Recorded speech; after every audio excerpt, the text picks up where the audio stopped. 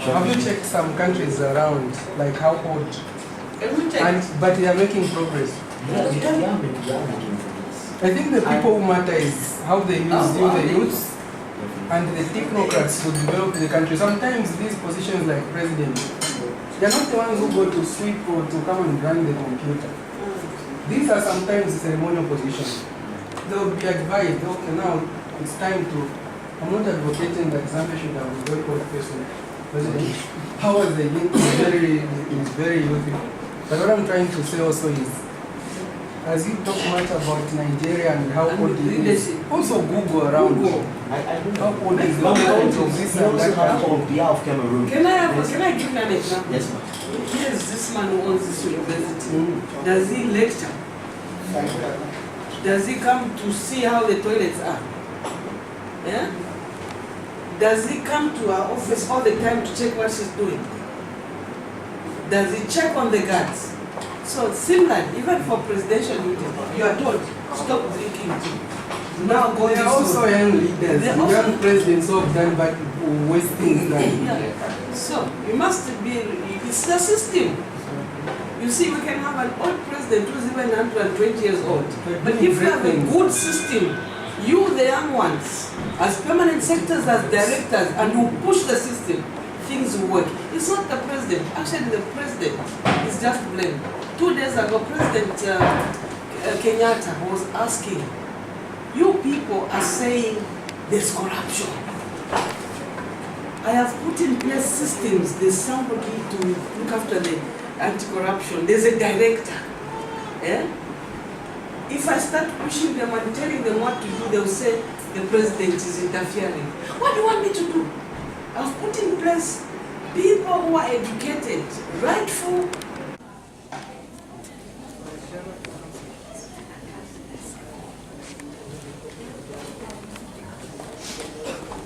Thank you very much. We can now take our seat.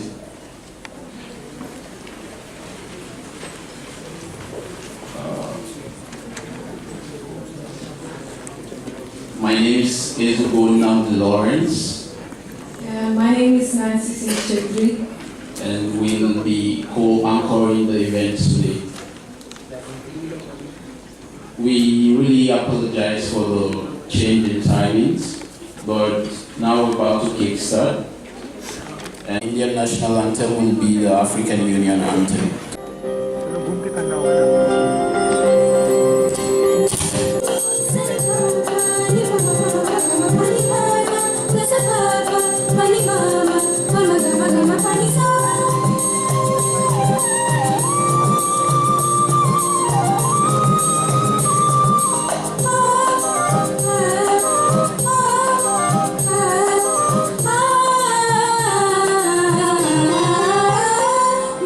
Say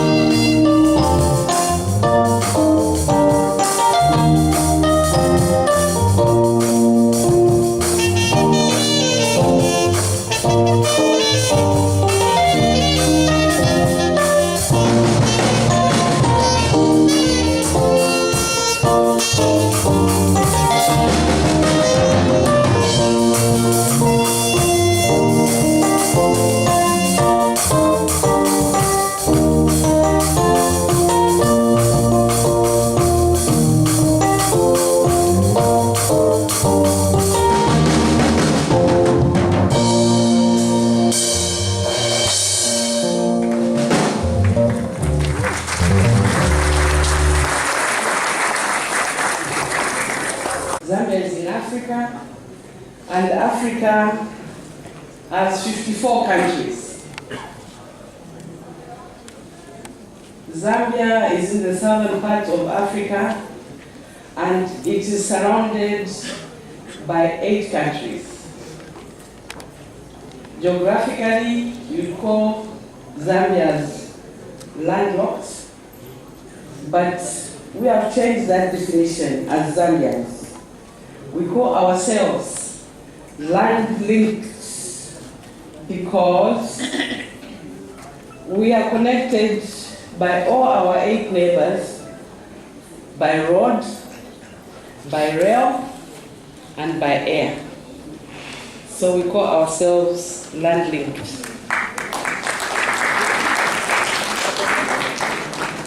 And by God's grace, Zambia enjoys very peaceful, brotherly relations with all our 8 neighbors.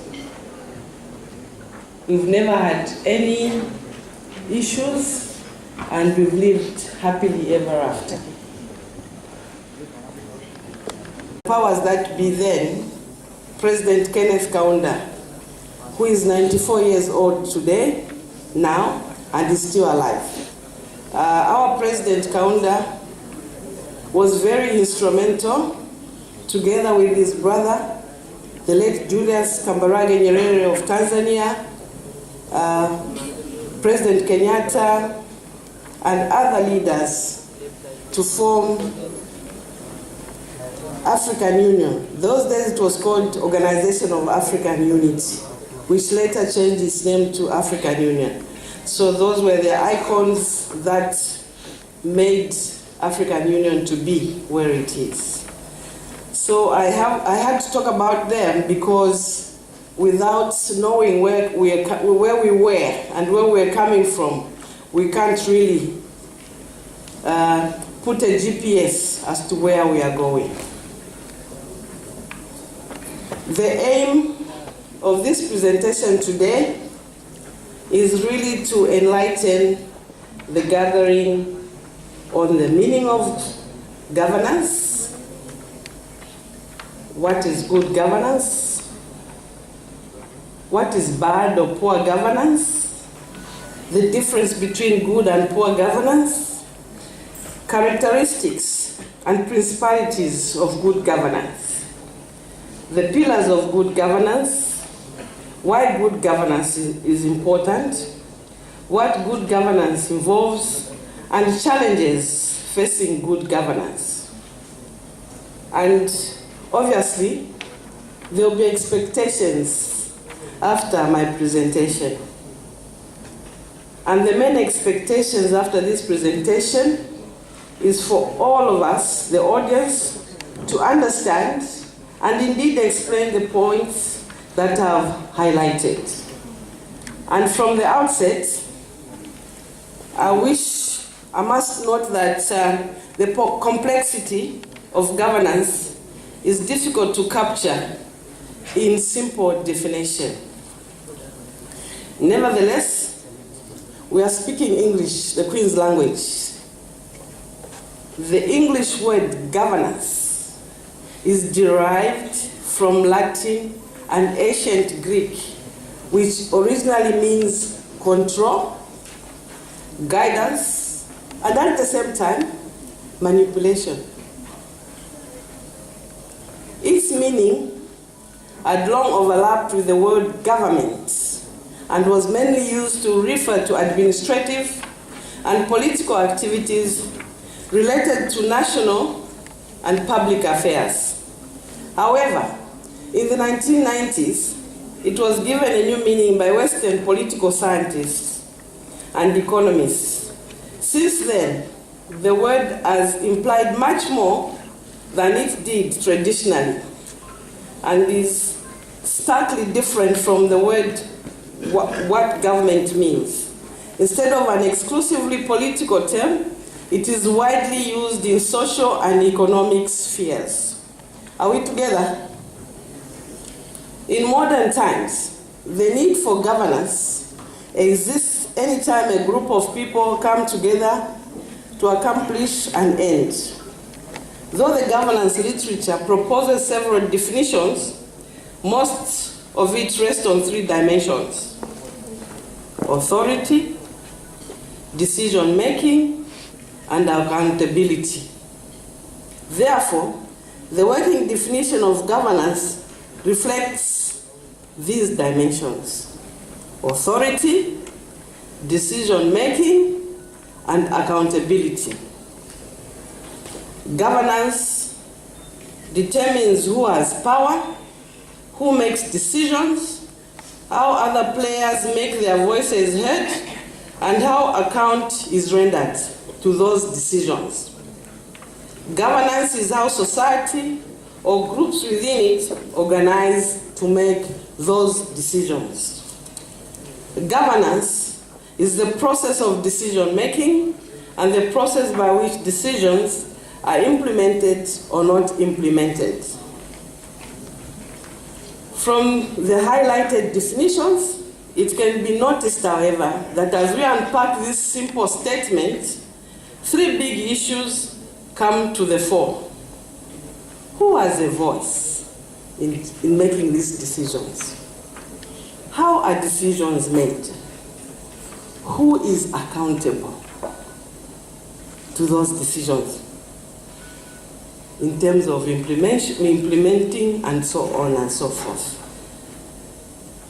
In the above, the area highlighted, governance can be defined to refer to structures and processes that are designed to ensure that accountability, transparency, responsiveness, rule of law, stability, equity, and inclusiveness, empowerment, and broad-based participation. We ask, people ask, what is good governance? We've defined what governance is, but what is good governance? Good governance is therefore an approach to governments that is committed to creating a system founded in justice and peace that protects individuals, human rights, and civil liberties, or in other words, the rule of law. The rule of law is exemplified by impartial legal systems that protect the human rights and civil liberties of all citizens, particularly minorities. I'm sure I have a lot of law students here who are able to unbundle all this. Mainly grouping of people. In Africa, we have tribes. In India, we have minorities, castes. Okay?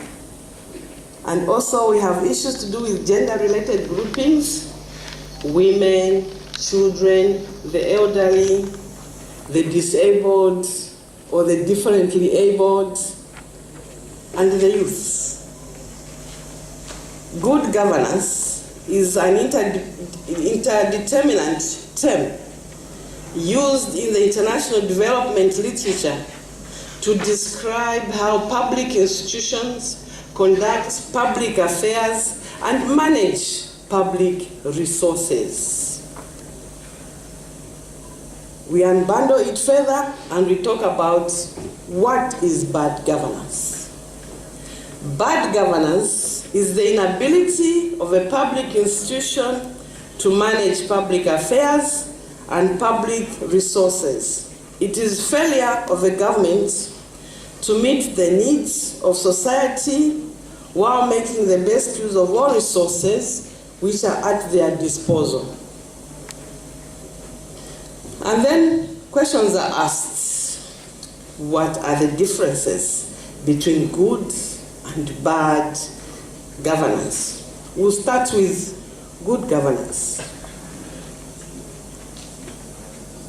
Good government or good governance provides and manages the services and infrastructure that supports broad opportunity for its people, especially the groups that I had mentioned earlier.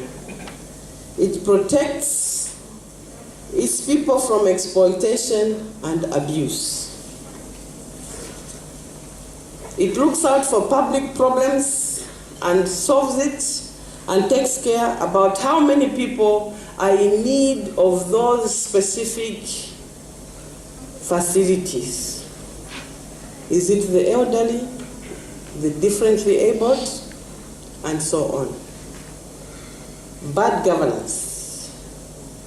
Bad or mediocre governance does not support broad opportunity for its people. Bad governance supports exploitation and abuse of its people. bad governance is that which cannot figure out total needs of people, and it does not give hope or help to the people. What are the objectives of good governance? As earlier alluded to, governance represents the set of policies and procedures that determine how an organization is directed, administered, and controlled. For this to be possible, there are a set of objectives or goals that need to be achieved and can only be done so if there are codes and regulations that provide a mechanism for successful implementation of policies.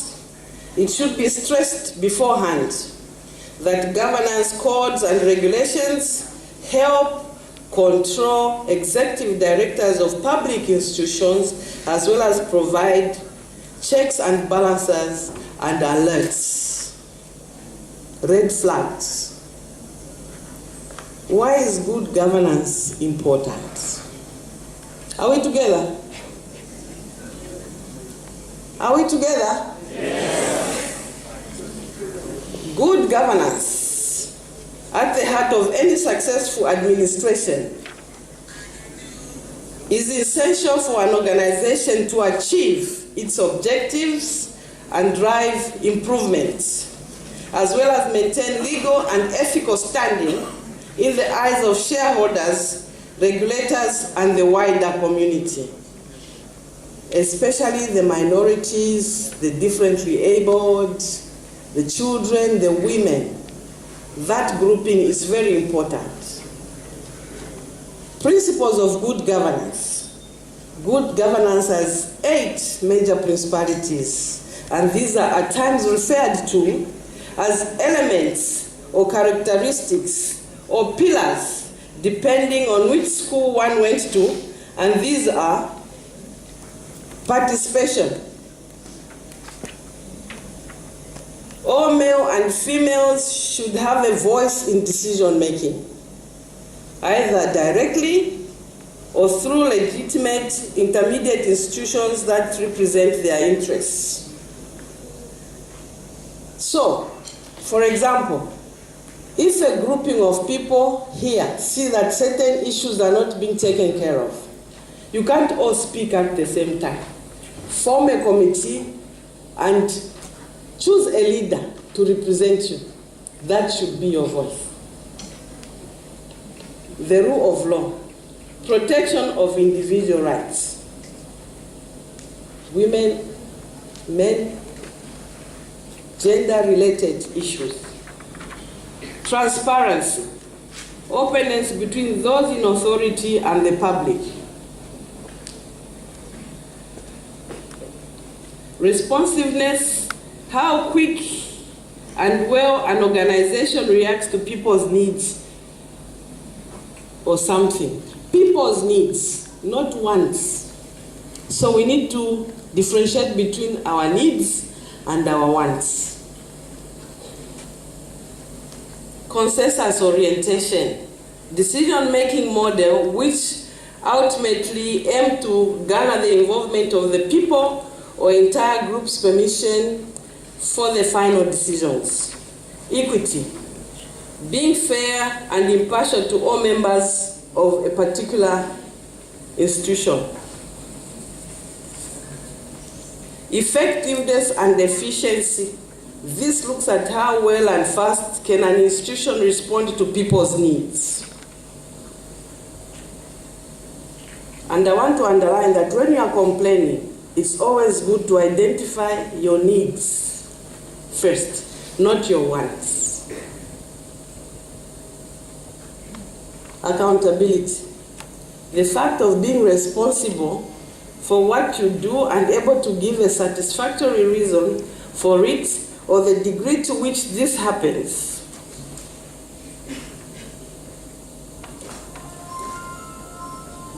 The obligation of an individual organization to account for its activities is the acknowledgement and assumption of responsibility for actions, products, decisions, and so on.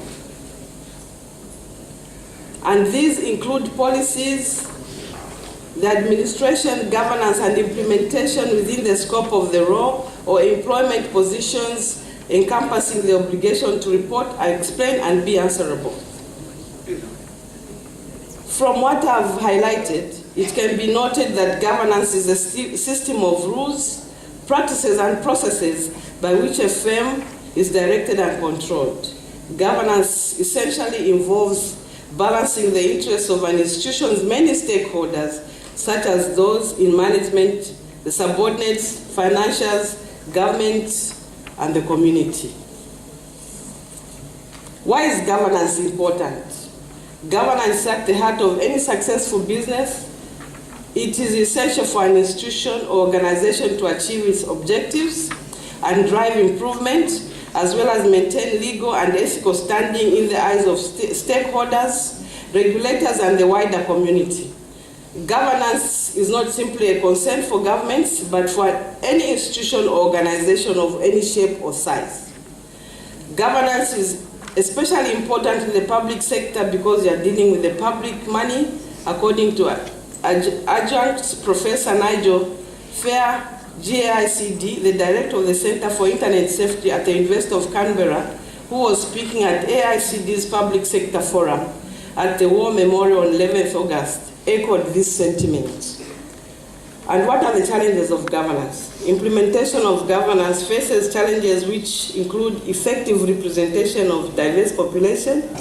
When the population is big, people have diverse needs, which may result in some of them not being addressed. Aging citizens, these always want things to be done in a manner they used to do them. As a result, they make governance difficult. Integrating transportation networks, transportation can also hinder objectives of governance from being achieved. Take, for instance, people in areas where road network is bad, we experience inefficiency and ineffectiveness, and we always blame government. Preparing for the effects of climate change. Climate change can also pose a challenge to governance because certain events or calamities may occur that may force the authorities to divert resources meant for other activities to address such problems, or better still, delay to attend to the plight of the affected in other areas. Global issues like the increase of oil fuel prices can cause governments to change their budgets. Everything is faster. We live in a dynamic global world where things are changing on a daily basis, which may affect institutional goals as they may become outdated with time. New disruptive technologies are both driving and enabling change, and everything from policy making to service delivery to citizenship activism.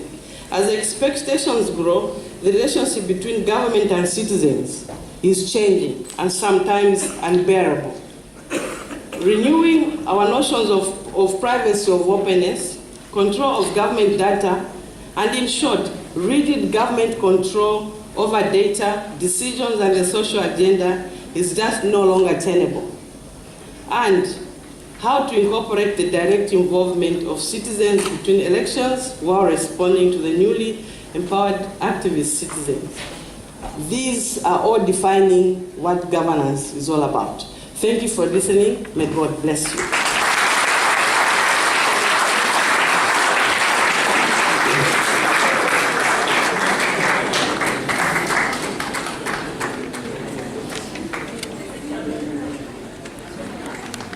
Next performance is by the Nepali folks. They are going to perform in a Nepali song. Record.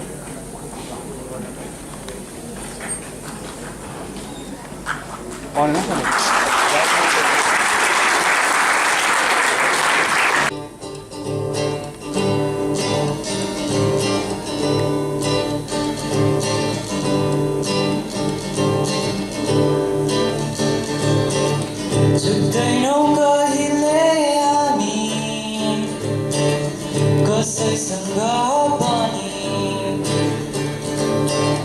सानो यो देश भए पनि रगत बगाइदिन्छौँ हामी यो हाम्रो Nepal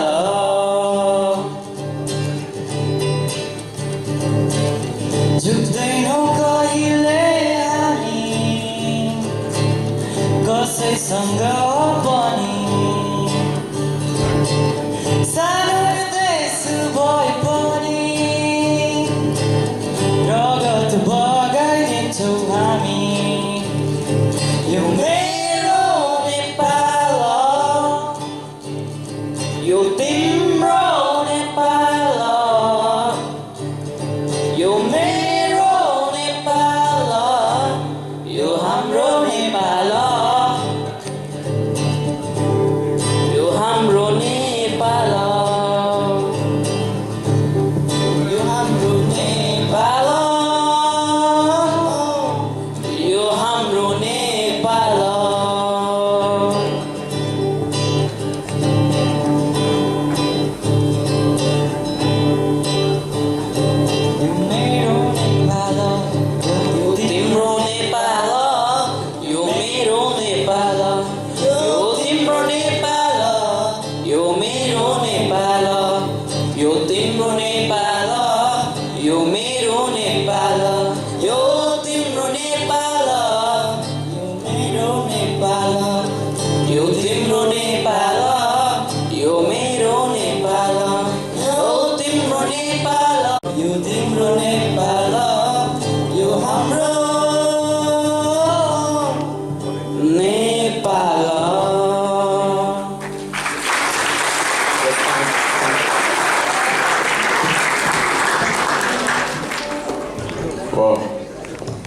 Wow, it was an amazing performance. It literally gave me goosebumps. Thank you so much, guys. I also want to request Mr. Michael Dioha, who is a representative of African Science Diplomacy and Policy Network. It's an organization that is based LLB student with Galgotias University, and she'll be moderating the session. Let's begin. Thank you.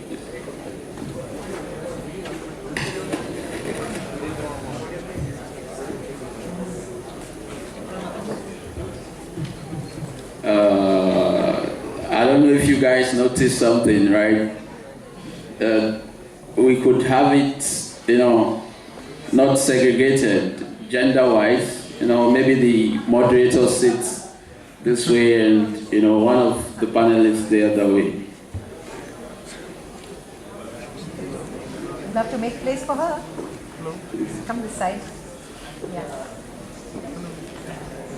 Great.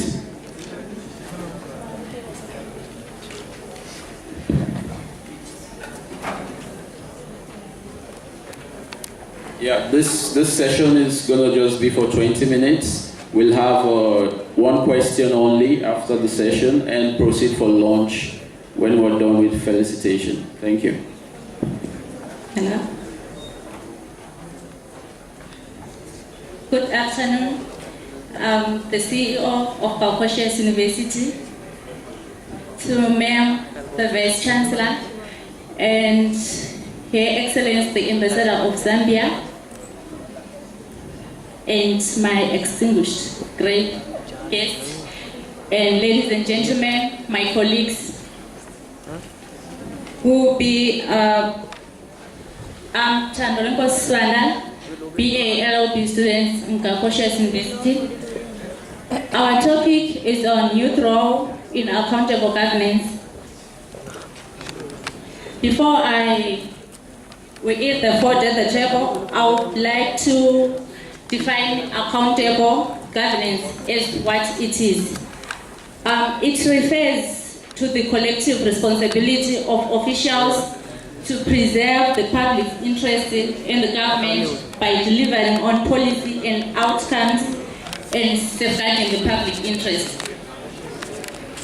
As we all know that a democratic government is what we have in the modern times, and according to its policies, the voice of the majority is what we need, of which the youth is the majority. And I will be getting to the main point. My first question goes to Her Excellency. Policies and special purpose vehicles. That's talking about people coming into power because they've got money. Who's forcing you to get their money? Who's forcing you to get their money when they want votes? You've got the right to refuse or right to get the money, and then when you are voting, you've also got the right to vote for the person you want. Who's forcing you in the booth? Who's taking your hand to say, because where are the television, the CCTV, to say because you got money from Mr. A, when you are in the booth alone, you have to vote for him. And tomorrow you come out and become armchair critics and say he has rigged. Who's forcing you? As youths, you've got the rights and you've got the sense to mobilize yourselves and vote for the person you feel can bring visionary leadership to your countries. Who forces you to vote for those people? Nobody.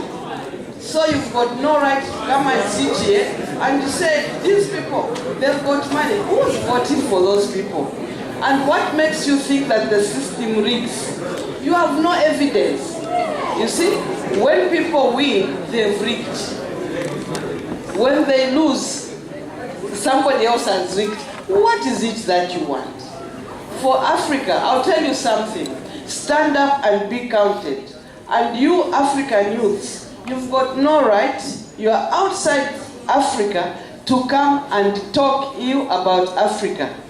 You are the change. Become the change which we want in Africa. Yourselves, it starts from you. Okay? Something is wrong somewhere, make good. Don't become armchair critics. You're not being fair on Africa, you're not being fair on yourselves. Nobody will do it for you. I think let this be the last day we shall hear, no, they rigged. They gave us money. Yes, they gave you money and you accepted that money. They gave you beer and you drank that beer.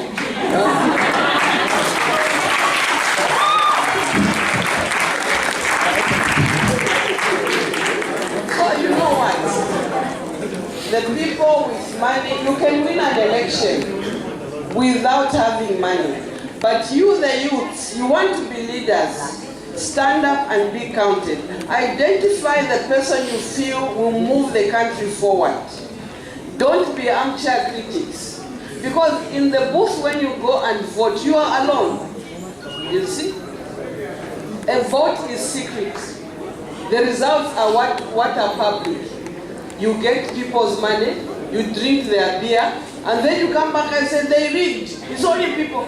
Drink their beer and vote for the person you want. So don't complain. Thank you.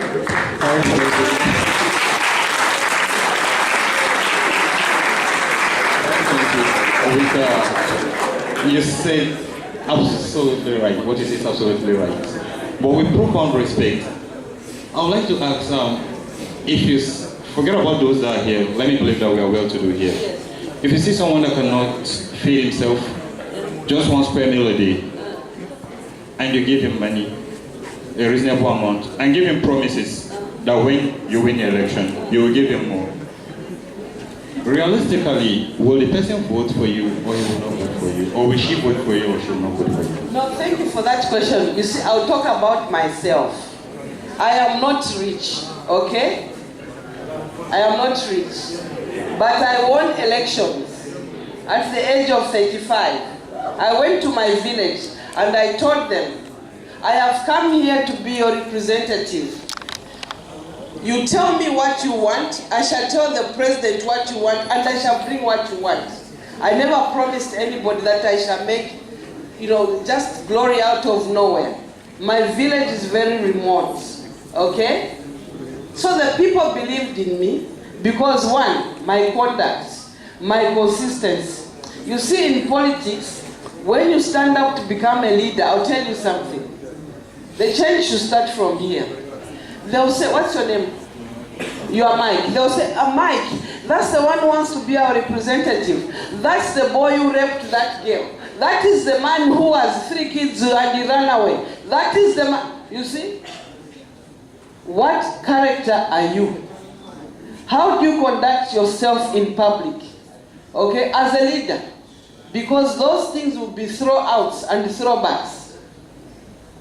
When you want to go into leadership, be mindful of where you are coming from. Even that woman or that boy you beat, or the boy you bribed at school, because you wanted him to keep a secret, those things will come out. So examine your conscience. Who are you? You see? Who are you? And I'll tell you one time, I was in Parliament for 8 years. And one time my brother's roof in the village flew off. And they said, I took long because I had traveled. And they said, don't vote for this woman again. The brother's roof has flown off and she has not repaired it. So you see, certain things as a leader, it doesn't come easy. Examine yourself. Try to be as perfect, but mind you, your history will follow you when you become a public figure. And I would urge you as youth, don't complain. Stand up and be counted. You are the change we want in Africa. And I'll tell you, all the African students who are seated here, okay? They are here because their parents can afford to pay for them. Those who are back home are there in various African countries. Those of you who are here, it's because your parents, your uncle, your aunt, or your father and mother have got a bit of cash. They can afford to send you out to India for school. But otherwise, for me, University of Zambia, Mulungushi University does produce standard, good graduates. Yeah. So, don't talk you about your